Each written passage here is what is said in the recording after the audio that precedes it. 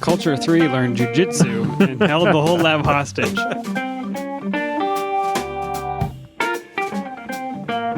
I mean, my dissertation was funny, but in a dark comedy way, as in it wasn't funny at all. Welcome to Hello PhD, a podcast for scientists and the people who love them. This week, did you hear the one about the scientist who started a stand-up comedy group? Stay with us.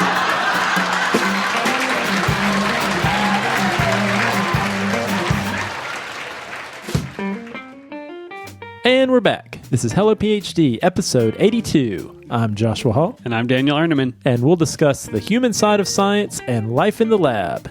I saw a zombie meteorologist the other day. He said it was cloudy with a chance of brains. See, it's a joke, and it's also Halloween. Welcome back, Dan. Josh, good to see you. I was going to say this is our last show before Halloween, but there are no promises we get this posted before Halloween. But right now, it is right before Halloween. Hopefully everyone's having a very spooky time. That's right. We've got a few firsts in this episode. I think this is going to be our first ever on-location live beer drinking segment. Oh, that's exciting. I mean, we're always on location in the studio. Is that what you mean? That's true. But tonight, we are not going to drink a beer here in the studio. I'm sorry, Dan. It's all right. But we're going to play some audio from this weekend when we sampled a beer I have been trying to track down for 2 years at the brewery. The next step in our IPA freefall. And now, thanks to the magic of editing, we are going to immediately transport to the brewery. Hi, Dan. Hey, Josh. Where are we? We are at Mystery Brewing in Hillsborough, North Carolina. Beautiful Hillsborough on the back patio. On the back patio. It is a nice October day. It's 80 today? Yeah, it's a little warm, actually. I get more and more concerned / annoyed for our environment. Every 80-degree day we tack on to late October, but hey, short sleeves, sitting outside. But the reason we're here... What brings us here, Josh? Yeah, so I think this is our first ever live beer tasting segment. Okay. Yeah, and the reason we're doing this is there's a beer I've been trying to track down for 2 years. They don't bottle it, so the only way we can get this beer is to be here right now. On-site live. On-site live. So we're at Mystery Brewing, Hillsborough, North Carolina. And I got word from a friend who was here Thursday that the Dromgoole Pumpkin Pie Ale is on draft and will probably run out this weekend. So that's why we had to get out here. And why are we excited about a pumpkin ale? They're everywhere this season. You know I love pumpkin pie. I think listeners of the show, longtime listeners, are aware of that, correct? Correct. But I don't like pumpkin ale. Yeah, not usually. And you feel that way too, right? You're like not a pumpkin ale. Spice lattes and pumpkin spice. It's just like, it's a gimmick, not a beer flavor. Well, this is the only beer I know of in which the beer is brewed with whole pumpkin pies. Like with the actual crust in it? Yeah, so I follow these guys on social media, and they literally throw whole-baked pumpkin pies into the brew. While it's boiling? After, we don't know. You know, I'm not sure what step they throw it in, but this is not just the spice, not just the pumpkin puree, whole pies. Let me describe what we're seeing here. This is a very, very dark beer. I don't know what style it is, other than the fact that it contains pumpkin pies, but it's porter dark. Yeah, it says it's an ale, and 5% ABV. And it had another feature when they first pulled it out of the tap was a nice thick head on top, which was good because the door hit my arm on the way out, and that kind of like damped the shock, and I didn't spill it. Yeah, I actually did. But that's all gone now. I actually did observe that happen, and I caught my breath in my throat, and I thought you were going to spill the sweet nectar of this. Okay, but that is all. It's not like a Guinness. It's not. I'm going to smell. Let's see if we can smell some pumpkin pie here. I'm getting no pumpkin pie smell. Zero. The brewery smells like pumpkin pie today, but I don't smell it on the beer. Well, and I'll say what I'm smelling is charred meat because there's a barbecue restaurant right next door. Yeah, all right, well, let's try it. I've been waiting 2 years to try this. First note is sweet. Effervescence is light. I'm calling that small bubbles. I get zero pumpkin pie flavor. You getting any? Yeah, I gotta say, this reminds me of maybe a brown ale. Yeah. A brown or even a black ale if you've had a black ale before. But I gotta say, I agree, Dan. I in no way would say pumpkin pie. Is that good or bad for you? I love pumpkin pie. More happy or more sad about this? I was really hoping to detect pumpkin pie flavor. This is like when they opened Al Capone's vault and there was nothing inside. But I said that anytime a beer claims to be a flavored beer of some sort, I want to at least taste that flavor. I'm really getting no pumpkin pie here. I'm not getting pumpkin pie either, although that might be a selling point for me. The flavor of this, the smoothness, the lightness, even though it's a dark beer, it doesn't feel heavy, it doesn't feel thick. And so I actually like it okay. Yeah, no, that is true. Don't mischaracterize my response as saying this is a bad beer. It just does not taste like there were a whole pumpkin pie. Maybe I got the wrong one. There were probably 20 taps in there. I don't know, but happy with the beer, but a little disappointed in the lack of pumpkin pie flavoring. Well, anyway, Dan, this was our live beer tasting segment, and so we will use the magic of editing, and next thing you know, listeners, we're going to be back in the studio. The verdict, tasty beer, doesn't taste like pumpkin pie. No. And we're back. Comedian, Foley artist. And Dan, here we are back in the studio again. What an adventure. What an anticlimax. I felt bad for you. I really did. I'm still disappointed. I've told so many people about my excitement for trying that beer. I was looking forward to it all day that day. I know I'm not allowed to mention this, but we did have a really delicious blood orange IPA as well. It was really good. Not allowed to talk about it, though. So if I were talking about it, the blood orange IPA was fantastic. I was so disappointed that the beer did not taste like pumpkin pie that I literally went back inside to the bartender to get, because Dan, you bought the beers the first time, to get a sample of the pumpkin pie beer in the slim chance that maybe they poured the wrong one the first time. It was the correct one. Yeah. So I thought you were going to say I was so disappointed that it didn't taste like pumpkin pie that I went home and ate 6 pumpkin pies. All right, Dan, you ready for some science in the news? Hit me with the science. Okay, in honor of my scientific background, this is a bacteriology science in the news. We do love some bacteria here on Hello PhD. We're going to talk a little bit about a paper that was published in Nature just this last week. I probably have not read it yet. Yeah, and this actually brings in 2 things that I particularly am interested in. One is bacteriology. 2 are projects that take place over many, many years. Okay, isn't that all projects? Mine took 5.5. Yours took 5-ish. I mean like this. So a couple movies that I find really fascinating. Are you familiar with the Up series documentary? I am not. Yeah, so there's this British documentary, and it's called the Up series. The first one was called 7 Up. And so what the filmmaker did was they wanted to track what it was like to grow up in the UK. And I believe the first one started maybe in the 60s. And so they took these 12 or so 7-year-olds from different socioeconomic groups, different parts of the country, and just talked about what their life was like. And then 7 years later, they did 14 up, and then 21 up, then 28 up, then 35 up. And I think they're on 42 up now. With the same cohort of ones. Kids that are now adults. That's right. And that's Takes just dedication. Yeah, the commitment to that is just inherently interesting to me. Another one might be familiar with, Dan, one that is a little more well-known here is the movie Boyhood. Yeah, that came out just a few years ago, right? It did, yeah. And so I think it won the Cannes Film Festival Award in 2014. But that movie, not quite as long-term as the Up series, but it was filmed from 2002 to 2013, and it depicts the childhood and adolescence of this boy from ages 6 to 18 when he starts college. But the cool part about it is it's the same actors in real time. And so in 2002, when it was filmed, the kid who played the main character was 6, and they filmed a few weeks of the year every year as the characters actually got older. Yeah, they're actually aging on screen as you watch them. Yeah, like how cool is that? Real dedication, vision. I saw a documentary featuring the filmmaker once. I've never actually seen the movie, but I was fascinated enough. Just the commitment that the cast has to take to say, okay, look, we don't know exactly what this movie's going to be about, but stick with us for 13 or 14 years and you'll find out. But anyway, that is the similar interest that I had when I read about That's you this. Bringing it to my level, right? That's right. That's going to be a theme today. I'm trying to connect with the audience here. Mm-hmm. So that's the same interest that I have for this study when I read about it this week. And so this study was called The Dynamics of Molecular Evolution Over 60,000 Generations. Oh my gosh, that's so many generations. Yeah, that's a lot. Okay, set it up for me. What was the experiment? Okay, so what the experiment was, in February of 1988, a scientist named Richard Lenski at Michigan State seeded 12 flasks with the bacteria E. coli, and he put them in the incubator to shake overnight at 37 degrees. Have you done this before? So many times. Yeah. Yeah, you put a little bit of your bacteria in there, you put it in the warm incubator, and you shake it.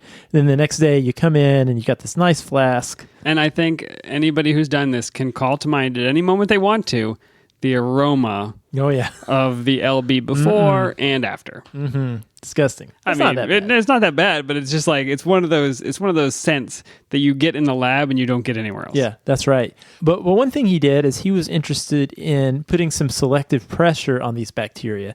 So he seeded them with only enough nutrients that they could grow until the next morning. So specifically glucose. He only gave them enough glucose. Yeah, because I don't want to get up at the crack of dawn to get into the lab. I want to wait until mid-afternoon. Getting up to feed the chickens at the crack of dawn. Right, No, you don't want to do that. But what he did was just enough glucose that they could only survive till the next morning. They would use it all up.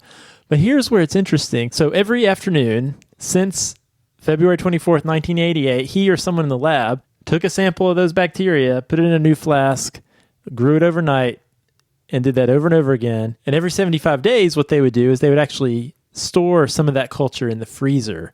And so what they were trying to do was see how these starvation conditions would be a pressure for evolution. And what they could look at was over time, over a large number of generations, and apparently every 75 days, that's approximately 500 bacterial generations, they could, in long term, mirror how evolution happens under a consistent selective pressure. So this was all they were using this bacteria for? They grew them every single day since 1988 just for this experiment? They weren't trying to use them for some other process? And they would freeze them down every 75 days. So how many years is that? That's oh my gosh, that's incredible. 30 years almost. I'm just picturing inside these flasks, like the Roman Empire of bacteria has risen and fallen. There are these huge societal changes going on in the bacteria. They must have evolved into people by now, right?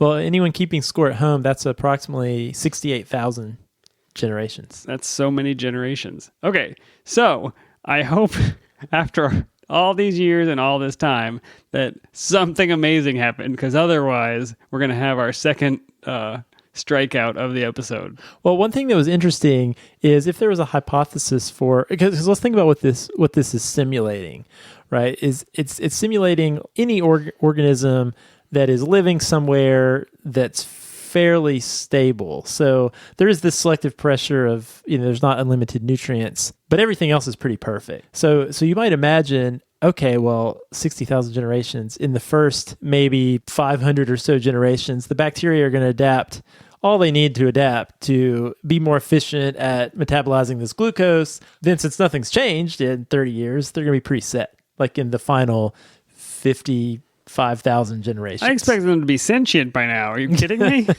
They're writing computer code. They actually are running Dr. Lenski's lab at this point. I just need to throw in here, somebody on one of these days over the last 40 years or however long they've been doing this forgot. And they went over and they kind of like scraped their shoe and inoculated something and got a new thing started. I mean, it is pretty compelling to think that. I mean, can you remember where you were in 1988? I was in the third grade. Yeah, there's a point at which you don't trust anybody in the lab to get this right, or the power goes out, or something has to happen, right? I mean, it's just interesting to think about any day that you have lived since that day in 1988. Someone in the Lenski lab got up, put their shoes on. This is Michigan. Christmas Day, Thanksgiving. Drove through the bitter cold, turned on the lights, looked for their ID card to get into the building, turned on the lights, went into the room, took a big whiff of that aroma that you know so well. No way. Somebody forgot one time, I swear. And it's like when the goldfish dies, you buy another goldfish and try not to let the kids notice. That's what happened. Well, anyway, Dan, regardless, some surprising things they found. So, as you mentioned, too, they're actually they didn't just have one flask. They actually had 12 different cultures going. There's so much autoclaving going on in the Lenski lab. So I pulled figure 2, Dan. I got figure 2 up here. Figure 2D. Here's all these different cultures they had, and they're plotting the number of, I guess, kind of mutations over time in these different cultures. And what was crazy is it was really different from flask to flask, from culture to culture. So if I'm reading this correctly, some went lots and lots of generations with very little change, and later they kind of spiked up. Others immediately started to change, and every generation kept changing. Yeah, and you can see, Dan, that some of these went for a really, really long time being very stable and then rocketed up. And that's kind of one of the things they found was eventually... That's where the guy lost the culture and put in a different... He's like, oh, Flask 2 seems pretty good. Let me inoculate that into here. That's the alternate hypothesis. One of the examples that they actually talked about, one of the strains at some point became able to metabolize citrate. And speak in full sentences. And so once it became able to do that, then that led to this sudden spike in rapid evolution and mutations as that process became more efficient. Culture 3 learned jujitsu and held the whole lab hostage. And Culture 7 became president of the United States. Oh, no.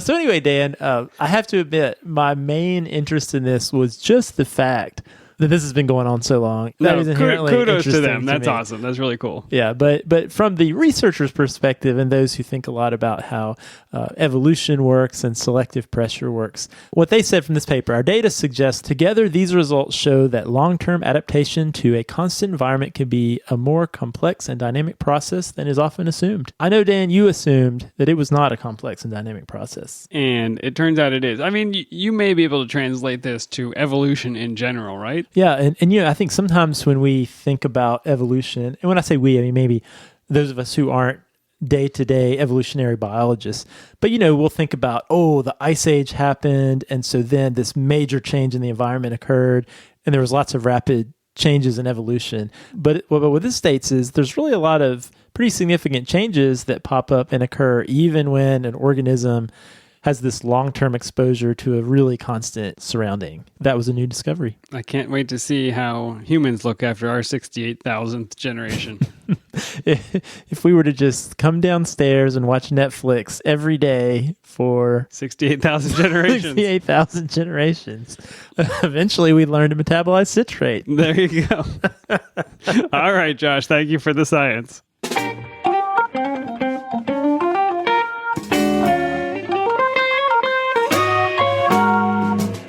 All right, Dan. So today's topic is one that I'm really excited about. So we're going to talk to a scientist, and her name is Niki Spahich, and she has done something that I think is really unique and really cool. She started an opportunity for scientists to do stand-up comedy. I'm sorry, what now?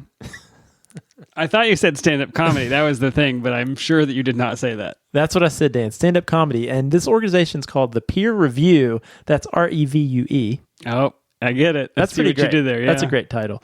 So yeah, Dan, she's going to tell us a little bit about what the Peer Revue is, why she started it, and why stand-up comedy could be a good thing for scientists to learn how to do.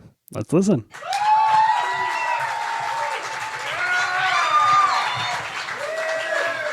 Hello. My name is Niki Spahich, and I'm a microbiologist. So that means that I am fascinated by all the tiny unseen things in this world that can kill us. And they're all around us. They're growing in our intestines, crawling on our skin. No, wait, you sit back down. When it comes to infectious disease, we humans, for all time, have been trying to do whatever we can to save ourselves. And we've done some f***ed up shit. Sometimes it's worked, and lots of times it has not. So we used to have this idea that disease was spread through bad smells.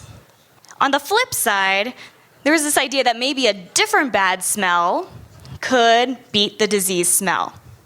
So you could maybe take your average household items like farts in a jar.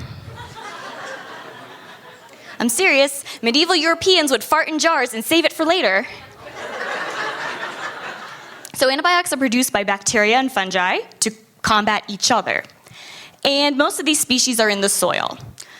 Problem with soil microbes is that they're really picky about their diet, taken from the ground into the lab, and it's as if my husband got trapped in a vegan restaurant. Well, looks like I'm gonna die in here. Nothing to eat. Yeah, I've had a good run. Hi, I'm Dr. Niki Spahich. I am currently an assisting teaching professor at Penn State Erie, and I am the co-founder of the Peer Revue. Just tell us a little bit about your background that kind of led up to becoming involved with the Peer Revue. Well, I was a genetics major in both undergrad and grad school, and I kind of realized at some point during my grad school and postdoc that I've been doing science outreach informally pretty much the whole time without meaning to. And I really liked getting out there and talking to non-scientists of all ages about science. So I moved to Colorado, and I met another fellow science enthusiast named Kyle Sanders. And while we were out there together, we decided to embark on this project to teach scientists and STEM professionals how to be amusing, to be good storytellers through the medium of stand-up comedy. Yeah, that's really cool. What made you choose stand-up comedy? Hang on. So this is the most unexpected combination of things that I could put together. So I've got science on one hand and I've got stand-up comedy on the other. These are totally different worlds. Yeah, but, it works. And what made you think of putting these two things together? Yeah, Had you done stand-up comedy before? Are you a big fan of George Carlin? Like, how did you come to this? Yeah, why stand-up comedy? That was a big question I had.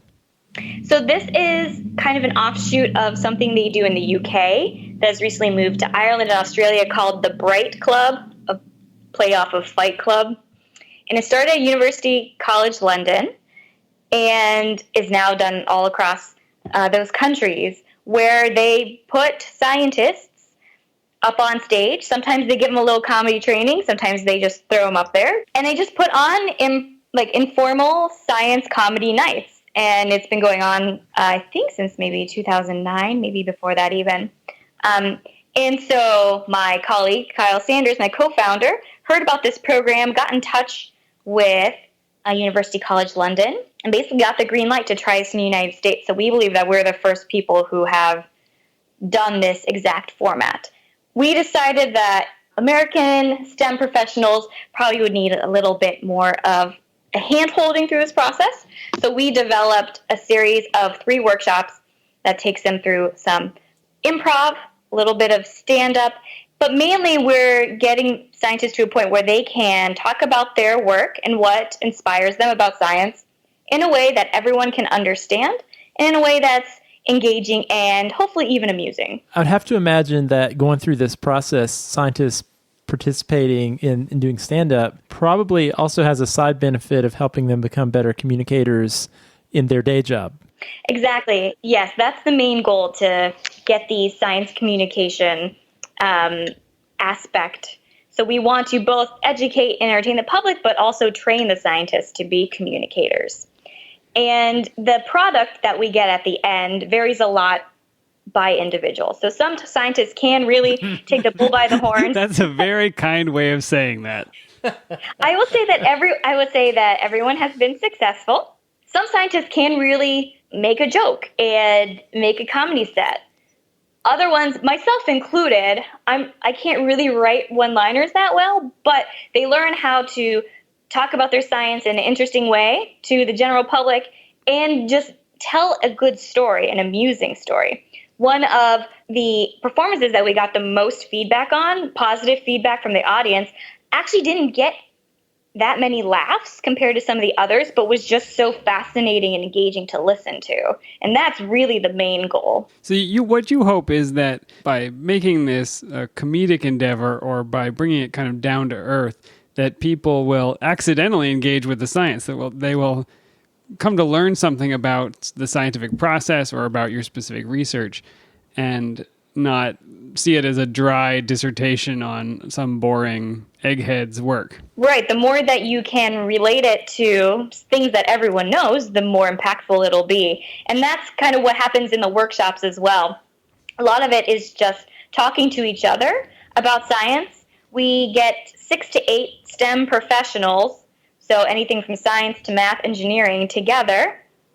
So we really don't know that much about our own individual fields either during this process. So we can really say, oh, hey, I didn't understand what that means. How about you say this way? And then everyone together in the workshop kind of helps and gives feedback.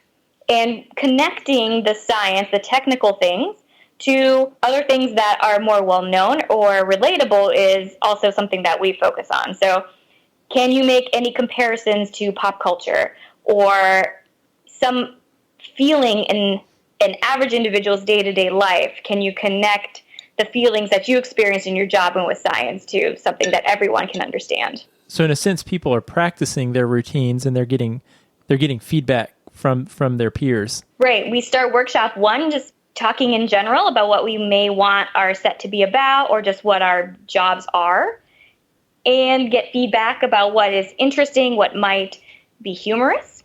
And then slowly over the next 2 workshops, the STEM professionals participating will kind of write out their set, perform it in front of the workshop crowd, and then get feedback from everyone else in the workshop. And we usually have a comedian or 2 also helping out to so actually give tips.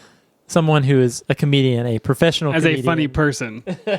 Yes, we do get those people involved as well. And then we put they them in the also lab for a week and have the comedian act as a scientist for a week.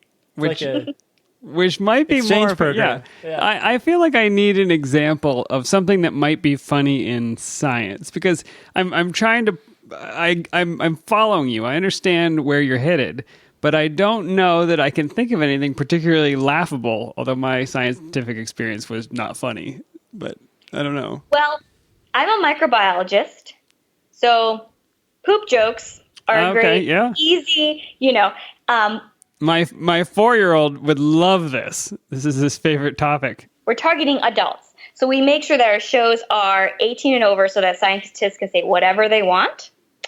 And one of my favorite kind of bits was, I think the scientist, I forget what area of study the scientist was in, but his joke was, he was talking about fecal transplant. So if you want to get your microbiome back on track, you get a fecal transplant for someone with a healthy microbiome. And he says, I've always wanted to do this, and I've always hoped that my brother would need a fecal transplant so that I could tell him to eat. Nice. Well, That's funny. When I was doing my very first lab rotation in graduate school, I worked in a gonorrhea lab, and we had all kinds of great jokes. We would often say, I don't have gonorrhea, but I'm working on it. Everything you would want printed on a T-shirt in your lab. But the other one we'd say is the gonorrhea lab, the only place where you wash your hands before you go to the bathroom. Yeah, there you go. I'm ready. I got a whole set brewing right here. That was 2 whole jokes. We had a grad student who studied fly sex. That was the raunchiest one we've had so far, but very funny. But I imagine it holds people's attention. Yes. In the audience. So who are these people who participate in this? So I know they're all STEM professionals, but are there certain genres of reasons that people look you up, come to the peer review, and want to do this? They must self-select. You're not forcing people to do this, right? Yeah, I'm curious. What's the motivation people have? Because I also know, and people I think have studied if you want this, to graduate, you will do a peer review show. You learn to laugh at yourself and your situation. I know a lot of scientists tend to be very introverted, and I also know, working with a lot of trainees and going through it myself, public speaking is something that makes a lot of people nervous. So it seems like this would be a really big step for a lot of people to take. So what reasons do you hear people give for coming to you to get involved in the peer review? So most of our STEM professionals who go through this sign up after attending a show. They see how wonderful it is and how much everyone laughs. And some people want to just push themselves to try something new. That's probably the number one reason I get. They've never done something like this, and they want to put themselves out there and try it. Some people have done it to get over their stage fright, and we've actually had pretty good success with that. We had one participant who almost didn't get on stage the night of the event because they were so worried and got so scared. And during their set, they actually kind of lost their spot and were tripping over their words. And then the crowd started applauding and cheering to support them. And so they made it through their set, and they actually did an encore performance a month or so later and got through it all and improved on their public speaking skills. So it's like a safe space to be able to try this out. And I agree with you. If you are practicing your improv or your public speaking or anything like this, you are going to be better the next time and the time after that and the time after that? Right. So right now, the shows that we do in Colorado, in Denver and Colorado Springs, are either hosted by the Denver Science Museum, or we have kind of mailing list in support of science people in Colorado Springs. So our first shows are playing to the home crowd. People who are naturally inclined to enjoy science would be on those mailing lists and go. We would like to branch out and try to get into more comedy clubs and other spaces that maybe wouldn't be the home crowd to educate other people further about science. That could be a little scary for our STEM professionals.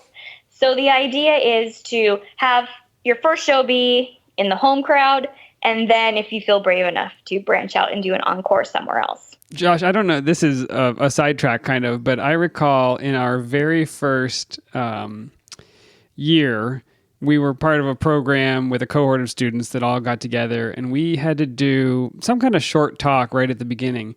And one of the talks, I don't know if you remember this, this particular individual was very, very type A, and she had scripted and memorized every word she was going to say on each of her slides.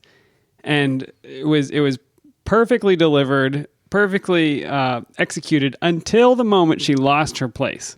And it's just like what you were saying. She could not get back onto her script. And as the embarrassment rises, her ability to get back onto her script fails. And I think aside from the fear and anxiety that caused her, it's less engaging, right? I don't want to sit and hear somebody recite. I want to have a conversation. And a person who can stand up on a stage and make each individual feel like you're welcome in and that you're a warm personality and that you are speaking like a human being, it's such a different experience, even for a science talk, I think. Can you tell me what to do? So I kind of consider it a sin to write too many jokes, like to script too many jokes into a prepared presentation. Right. But every once in a while, I give into the temptation. What do you do when you deliver the laugh line and it's just crickets? You just pretend like nothing is amiss and keep going, I would say. If you don't draw attention to the problem, you can get past it, I think. I actually really like stand-up comedy. That's something that I like to go do if I visit a city or even around here. And sometimes you'll see the comics who do a good job. If the joke falls flat, then they'll use the fact it fell flat to then get a laugh, right? Yeah. After the fact. Yeah. And we've seen both sides of that, I think. The crowd has so much to do with it. If the crowd is not into it, if they're not warmed up, quote unquote, then it's really tough to be the first person out on that stage. I was looking at your website, and you've mentioned Colorado Springs and Denver. It looked like there might have been one other site also, but are there plans in the works to expand the peer review beyond Colorado, maybe into other cities or towns in the United States or elsewhere? Yes, definitely. So both Kyle and I have recently moved away from Colorado Springs. Kyle moved to Little Rock. So he's having his first Little Rock show in a week or two. And I moved to Erie, Pennsylvania. So I'm hoping to bring peer review to Erie or maybe Pittsburgh. I'm just in the preliminary stages of figuring that all out. And we're also hoping to get the word out about peer review so that whoever thinks this is a good idea will want to take it on and put on an event themselves. We have a very detailed workbook for future producers and for the participants of the workshop. We have everything laid out, how an event should go, how you can best put on an event, and both Kyle and I are available to kind of guide new producers through it. And we are linked up with a nonprofit that Kyle and I started called Science Riot. And so we have funds that we can get a new producer started, and then the money that is made off of that show will then go back into the nonprofit, and we can keep cycling this around. So if we have anyone listening to the show now who's thinking, wow, this sounds so amazing, I would love to do this where I am, you would like for them to get in contact with you to discuss possibly doing that? Yes, absolutely. They can go to our website, peer-revue.com, PEER-REVUE.com. Yeah, and we will put the link to that website in the show notes. Who knows, Dan? Maybe you and I should host one of these here in the Triangle. I feel like we do this every couple of weeks, Josh. It's just a laugh riot in the studio. When we tell all these jokes on the show, it's just us here, and I always imagine the roaring laughter as people are driving to work or at the tissue culture hood. Yeah, you don't look over at me groaning, no? No, or rolling your eyes. That's true. Well, this has been great, Niki, and thanks for taking some time to talk to us. I'm really excited about this. All right, nice talking to you too. Thanks. And we'll talk to you soon. Make science funny again. Bye. Bye.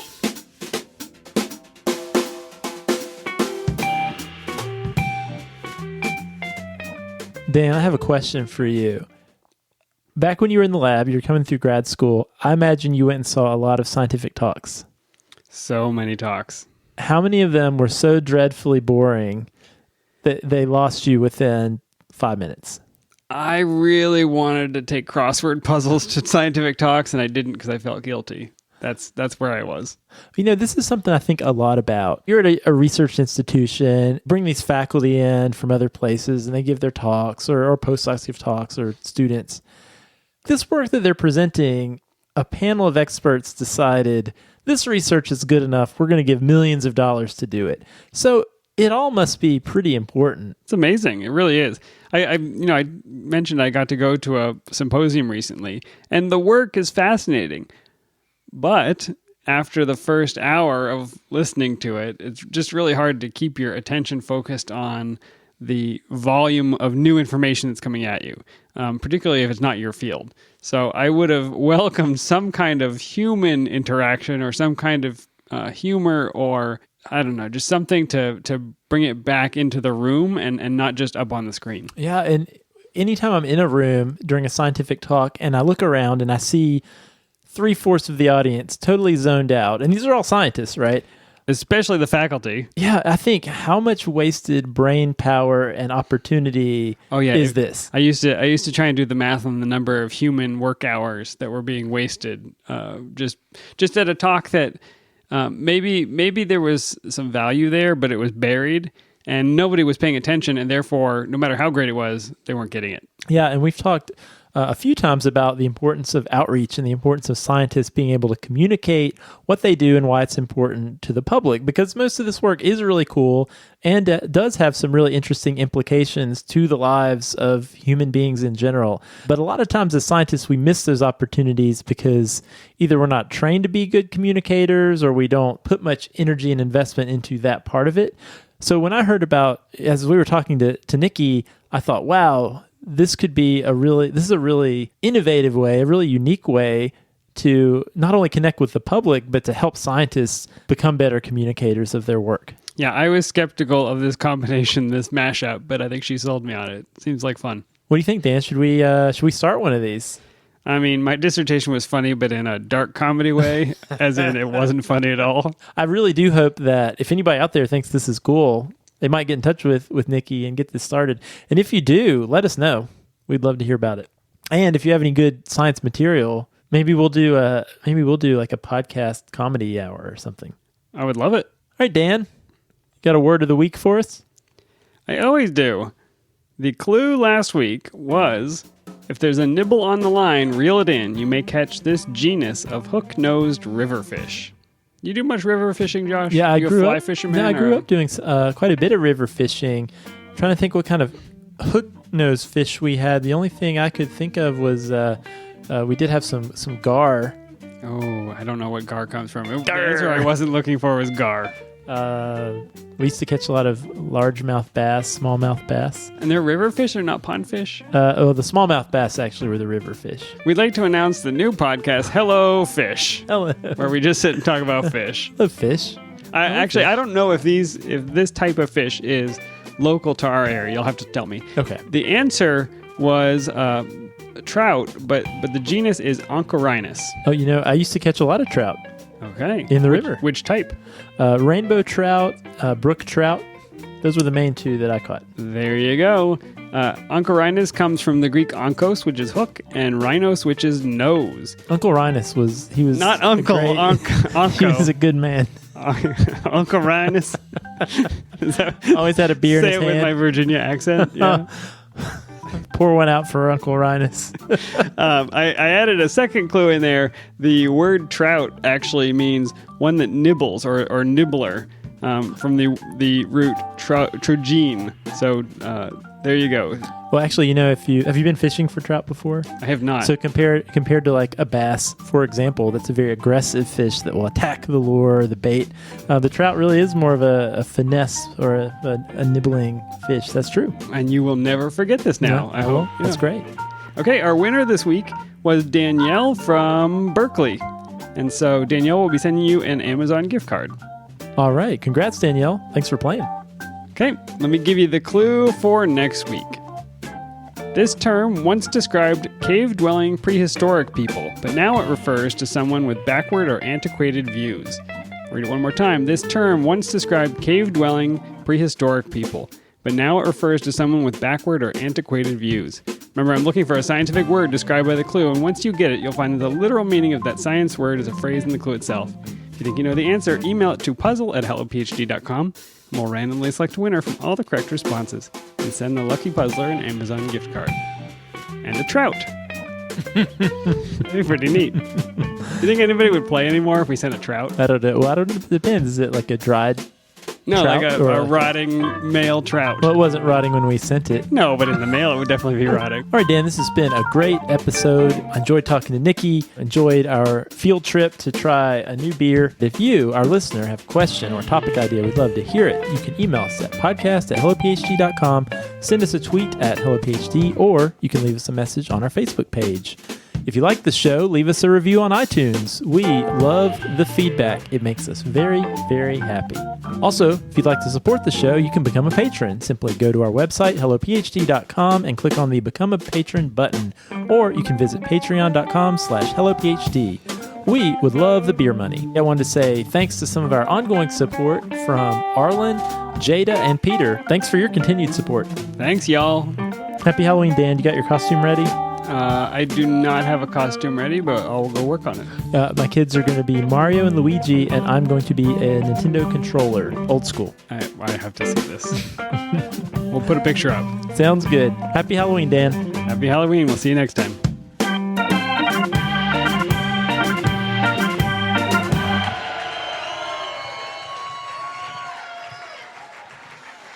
My thesis was about this growing divide between scientists and the public, what's known as the science gap. Like your grandmother's racism on Facebook, it's getting worse.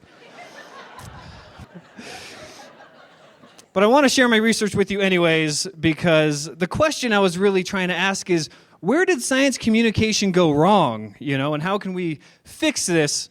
But that led me down this whole other rabbit hole. Like, what is science? Where did science come from? Who invented the Bunsen burner? Plot twist, Michael Faraday.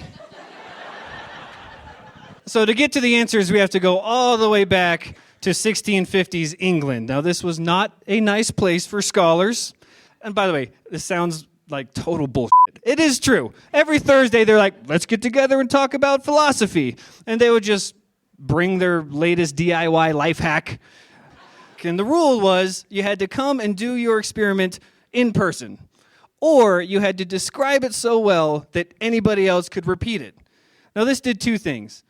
It technically created the first peer-reviewed academic journal, but more importantly, it just led to some really awesome parties. Like, these guys were super popular. They were rock stars in London.